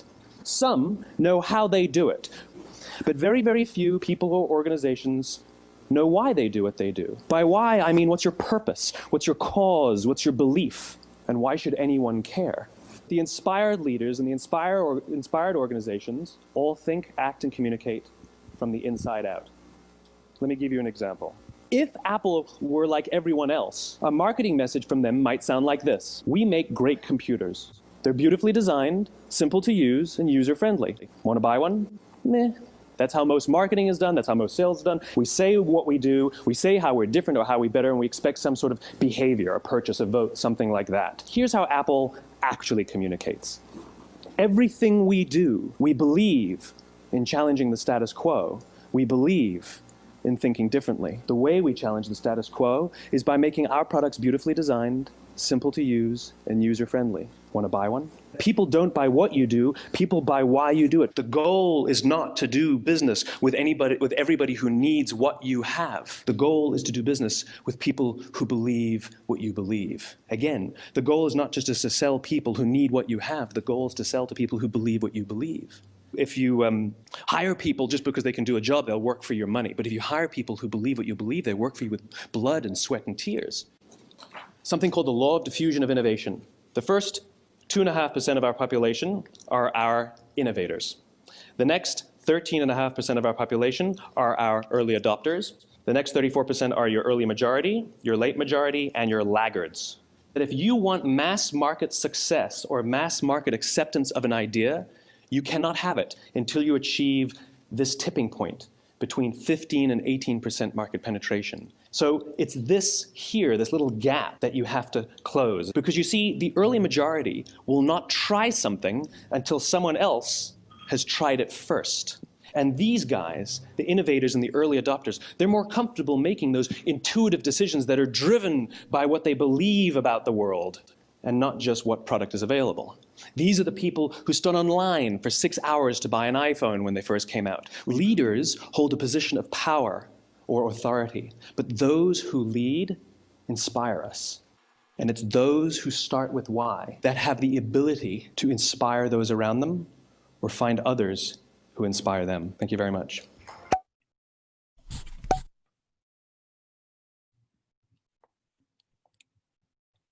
Thanks for letting me play that quick clip. I want to use that as a way of centering things and thinking about how my intention for the flow of this morning is really starting with why at the center of things, moving outward to how, and now transitioning a bit to the what. But I think about it, that his message, I know condensed into two aspects that I think are critically important for our teams to think and communicate around as it relates to reopening this fall. One is how we have managed learning has dramatically changed this spring as a direct result of school closure under COVID-19. And so our families, our communities, our students and staff, everyone engaged in the system, the how has changed. But what really hasn't changed is the why, the heart of what we do and why we do it, that we are seeking to make positive difference in the lives of young people with the purpose of getting them to a place where they can launch their lives. And our why is at the heart of everything that we do. Spending time and energy recentering on that keeps us focused on our central purpose. We're struggling with how and we're struggling with what, because those things are dramatically changed right now, but coming back to something that is at the core of all we do in education. The other is this thought about the diffusion of innovation, that curve that he alluded to right at the end. And we've seen that as we looked at implementing platforms for learning, how we supported staff in the launch of that work. It was just a beginning phase, and all of us were learning new ways, new tools, new structures, new approaches. But that learning needs to be continually expanded, and we need to work outwards from there. So that's my segue into thinking about our supportive systems and tools as we think about what our platforms might be for this work. I'm thinking not about instructional technology, I'm thinking about planning technologies. Instructional technology is Wednesday morning. I'm the planning person. And so in terms of planning, here are some things that I would encourage you to think about, knowing that we're still mostly in an environment of working at a distance. And even if you're not working at a distance, I think there's some things worth considering. So if you're still in this planning phase of large, complex, or maybe just diverse teams spread out, working from home to ensure physical distancing and personal safety, what is the tool that you're going to use for real-time collaboration? Here's my recommendation is to think about the tools that you're using inside of your school system and use this as an opportunity to reinforce what you want your staff and patrons to be using. So if you've moved towards Google Classroom, how can you use Google Classroom to support this process? If you're using Microsoft Teams, how can you do that as well? It's an opportunity for leaders to demonstrate that we're going to take risks, that we're learning alongside of you, and that we're finding ways to model what we're asking everybody in the system to do. We're all adopting new modes and new modalities. So real-time collaboration, we're using Zoom right now. Nice tool for video and audio, real collaborative pieces, less so, but at least it's video and audio with some opportunities for chat. Collecting and sharing results. So as teams are working and they're gathering their thoughts, what are the things you're going to do to pull those together? This is like the core 4 conversation some of our districts have been having, but it's around the planning process. So are you going to collect all your results into a shared Google Drive? Or are you going to collect them all inside of a Dropbox? Or are you going to push them up onto a website?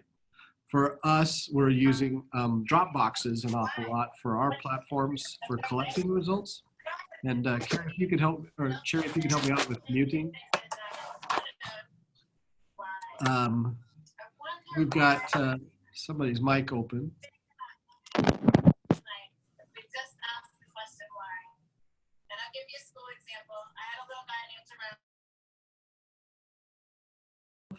Thank you. Okay, so how are you going to collect and share results? Dropbox, Google Drive. What are you going to do for forms of collaboration? So collaboration may be in real time, might not be in real time. So are you going to use Google Documents for managing that process, for collecting team results, but they're doing it all in a shared place? Are you going to use Office 365 or Padlet or some other tools like that? We're going to model using Google Documents. What might you do for real-time feedback? And I'm thinking about that around the decision-making process as you're managing a team and they're engaged in the work.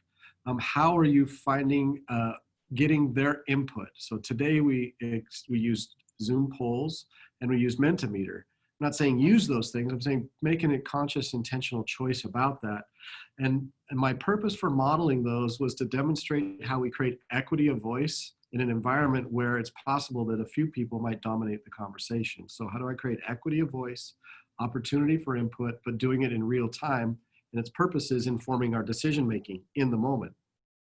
But what can you do for other forms of feedback? Alex mentioned community-wide surveys, so a great model. So how do we get at what is it that our patrons expect from us? What are our staff concerned about? What are students hoping for?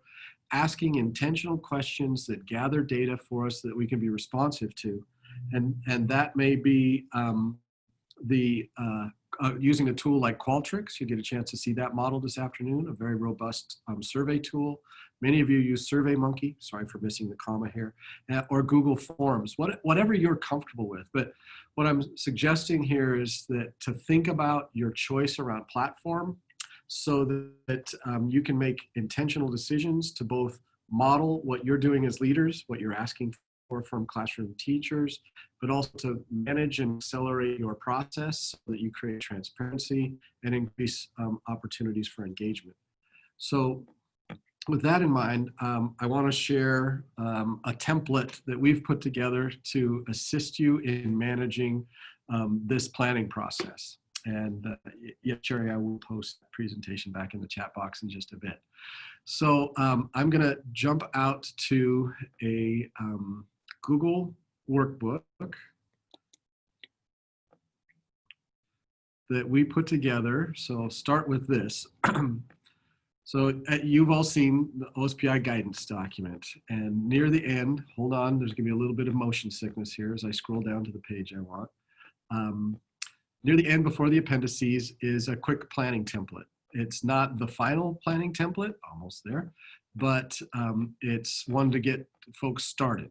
So we've been told that soon OSPI will be developing a formal planning template for our processes for board adoption and submission to the state board and OSPI before the start to school. But here's their condensed planning template, which has a set of key themes. If you looked at these key themes, and there are 11 of them in alignment with the key themes that are outlined above. There's a little bit of a mismatch, but it was intentional. They put some together and brought a couple others out that were different. So I bring this up because this is the condensed planning template that OSPI has created, and what we've put together is this shared Google document. This document is organized by, I'll jump over here, by our 6 planning sessions. So I just want to give you a tour of what we've pulled together for you so that you get a sense of the structure and how that could support you in your process. It's not required. It's not in any way the final form of what things will look like in terms of reporting to OSPI, but it's our best thinking about aligning the guiding questions that we've seen over time with our 6 phases of learning structured over the course of this week, crosswalked also to the OSPI key themes.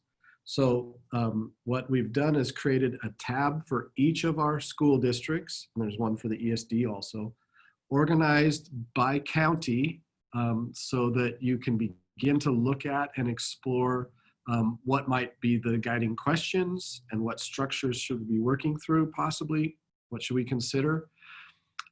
If you would, and you're willing to use this kind of a structure for gathering the summary of your plans, even if you're just summarizing it, and you've got work in other spaces, but you have somebody who's comfortable using Google, you could modify your tab to be your own, but it would create transparency. It'd be beneficial for us as a region to be sharing in space like this, because one, it creates common structure and approach, but also it creates transparency across our districts so that folks can see what the others are thinking and how they're going about their planning process. So from the largest to the smallest, let me kind of just work through this a little bit. So to begin with, it's a Google workbook. So that means it's just like an Excel spreadsheet. If you're into Excel or you've used Google Sheets before, there are tabs all across the bottom. There's a generic action planning template that we've replicated 46 or 47 times. Wahilut is in here, 44 school districts plus Wahilut, our tribal compact school. One for the ESD to use, also if we choose for our programs, Olympic Academy, and others outside of this region. If you're coming to this session from outside of this region and you want to copy this tab or this workbook, have at it. Feel free to use it as it feels appropriate to you.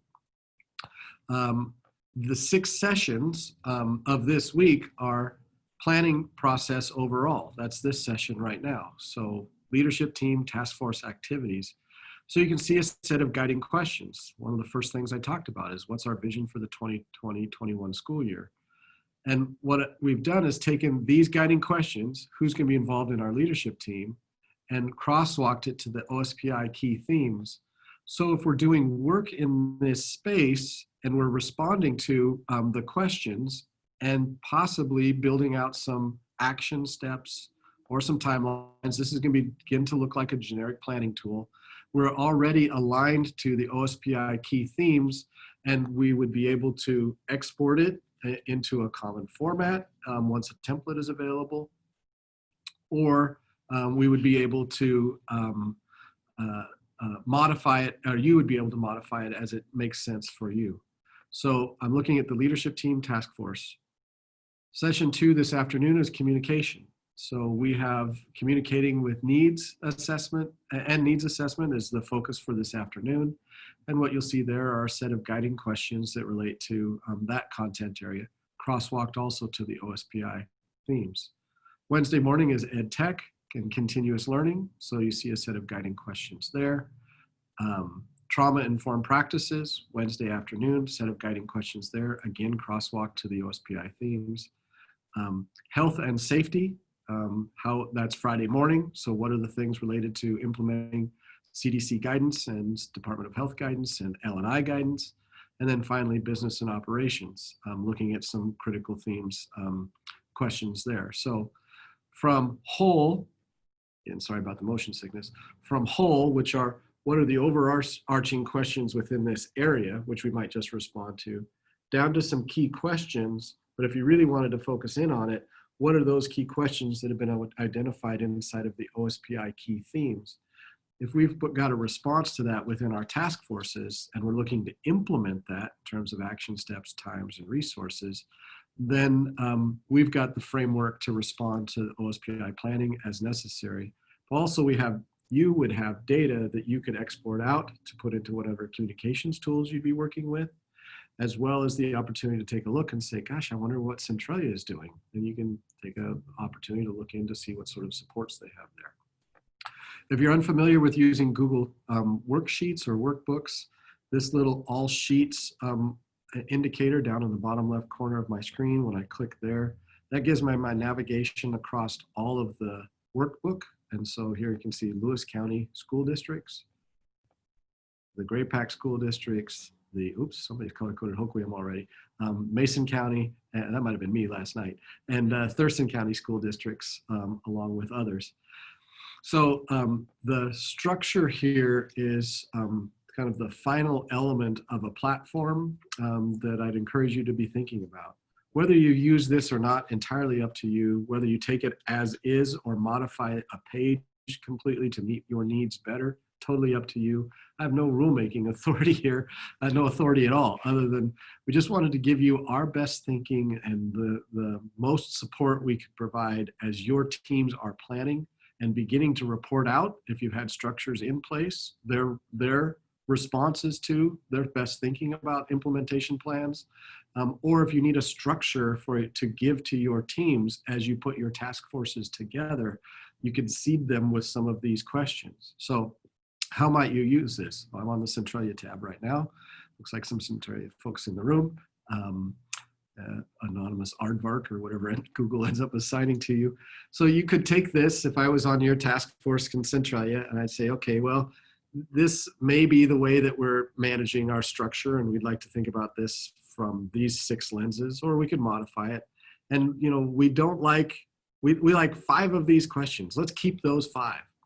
I think a way of giving direction to a team is giving them structure, and part of that structure is the form of questions for them to respond to.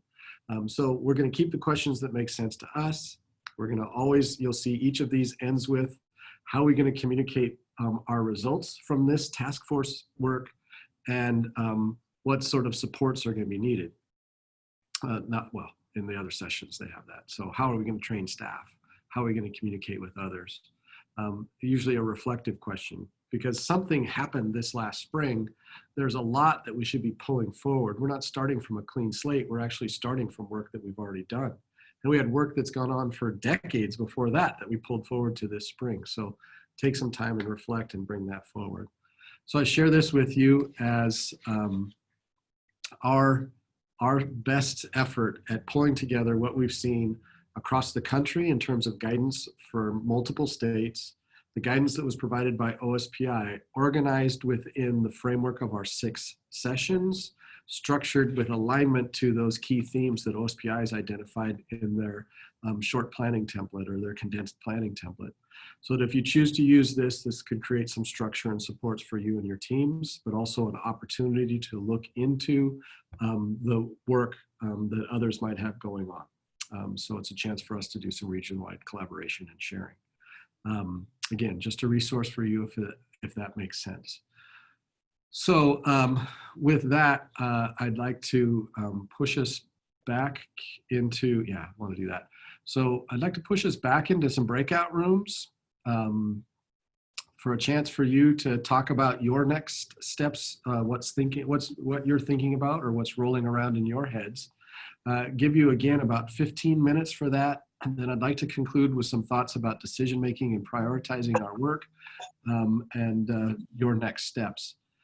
So Carrie, if you'd be so kind, would you please push everyone into their breakout rooms again, and we'll create some spacing. So folks coming back here, we'll be starting up at about 1/4 and that'll be our last little push to the finish.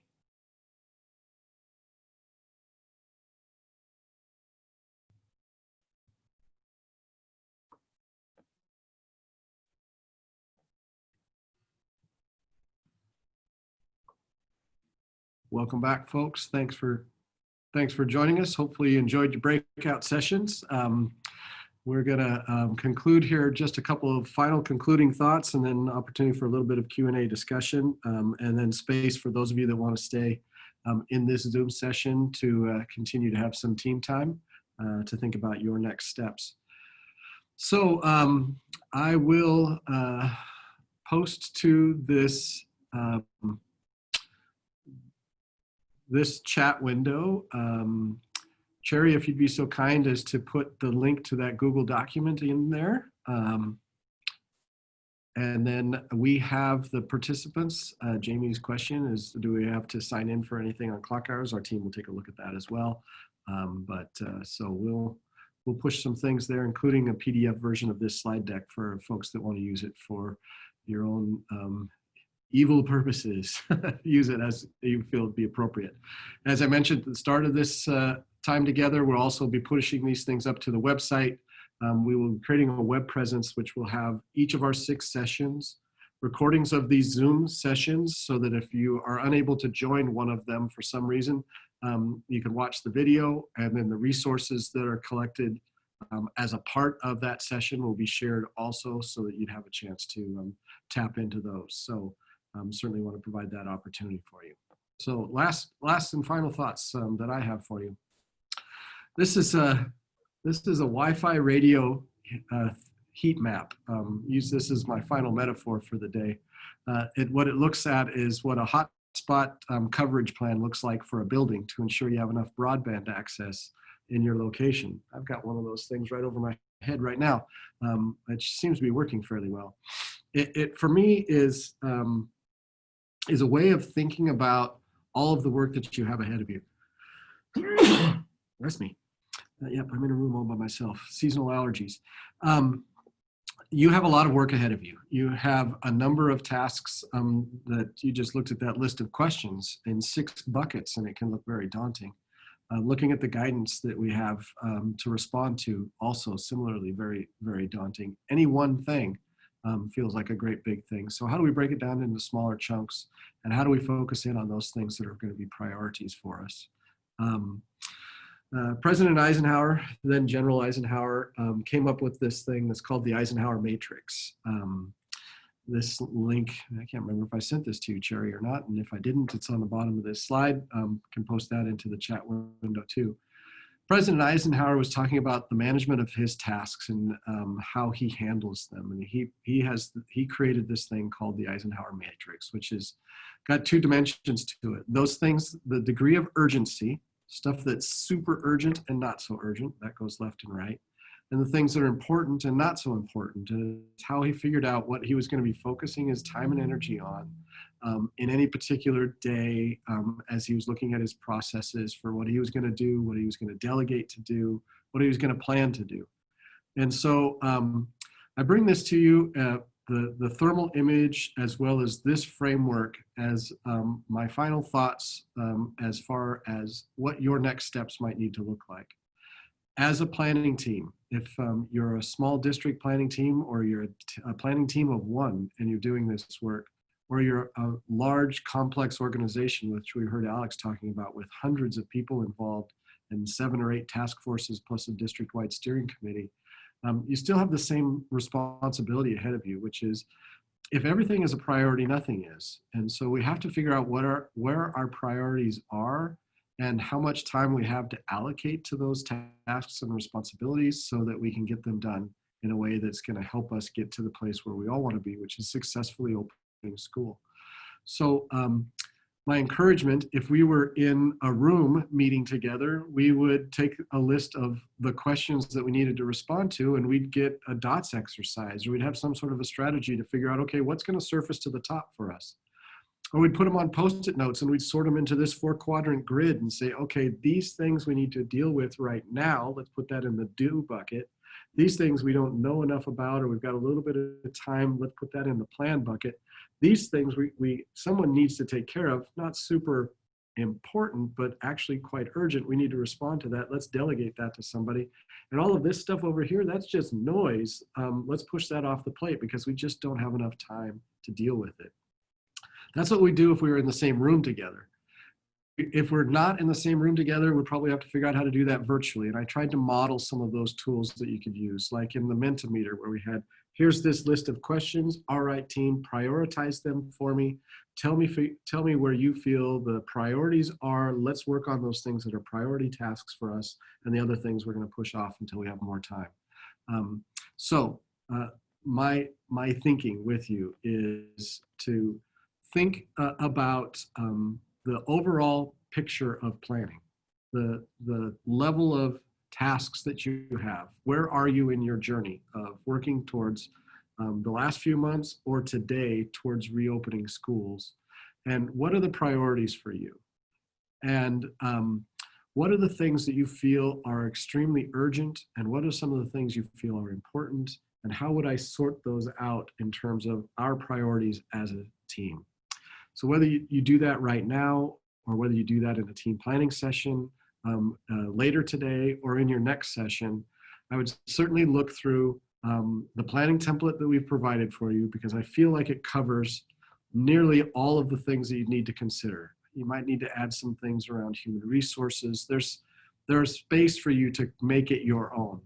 But then within that, if there's 60, 70 questions you need to respond to, it's way too much. So how are we going to break that up, or how are we going to focus? And focus for me is around the Eisenhower matrix. I love that as an organizing tool. What are the things that are critically urgent? Let's rate those, and how important are they in terms of our overall process? Those are two different things. Urgency is about time, and importance is about impact.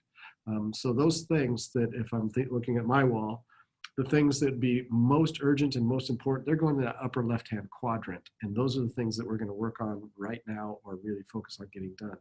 The things that I have a little bit of space in terms of urgency, I got more time, but they're still important, that stuff I'm going to work on the planning around. My encouragement is to create your thermal map, if you want to use that metaphor. So where's the most heat for us, and how do we want to devote our time and energy to make sure that we get things done? And this morning, my intent was to frame our time together, to think about the big picture of you and your team. What is your purpose? Who is your team? What process are you going to follow? What platforms are you going to use? And how clear are we about the products and timelines for when we want these things completed, and what complete is going to look like? And finally, then, what are our next steps in terms of our continued journey? So that brings me to the end of my time. I'd love to respond to any questions, comments, or other things that you have. I'll put some resources into the chat window. And I'd be happy to share some of those resources for you as well. So lots of tools here that folks are talking about. We will leave this session open. We'll, Carrie, if you wouldn't mind, because our next session isn't using this session ID, if we can keep this open, we will at 12 o'clock give you the option to go back to your district level breakouts, so you can spend some time together as a district team thinking about your planning and what you might need to do in terms of next steps. So Alicia, we'll create that space for you. You see the link to the planning tool there. I want to see if there's anything else I need to respond to. Yeah, people talking about collaboration tools. Yes, we have a Jamboard here. There's some whiteboard features inside of. Pick the platform that works for you, either you're comfortable with or want to work with. There's a lot of great tools there. All right. And if you attend a question about surveys, Kristen was going to have some question templates. She actually has a survey team that's going to be joining her in the afternoon. And so a great opportunity there. Those tools will be available for you. So Kristen's got a lot of tools for you to share around staff surveys, community surveys, student surveys, some questions, some items that you might use, and some structures you might use in that space. So, all righty. Anything else, folks, that you'd like to share? Comments that you have, questions you might have for us before I sign off? We'll leave this space open for you for team planning.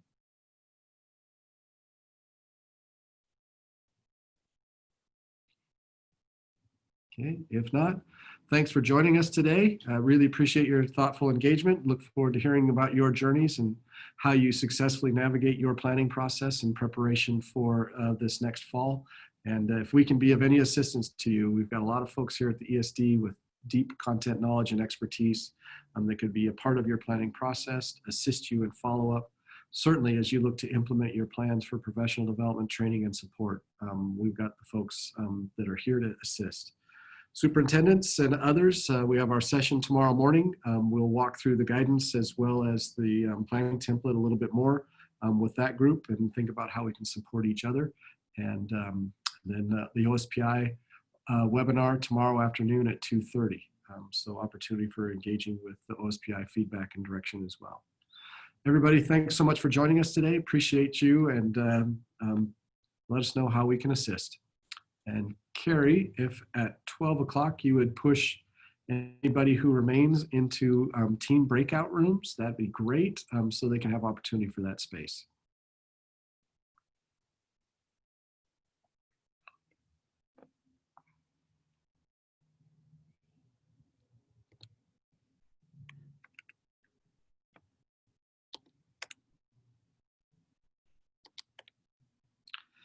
And for those of you still here, this is what the session progression looks like for the rest of this week with the session IDs in PD Enroller. And we have Zoom sessions scheduled for all of those.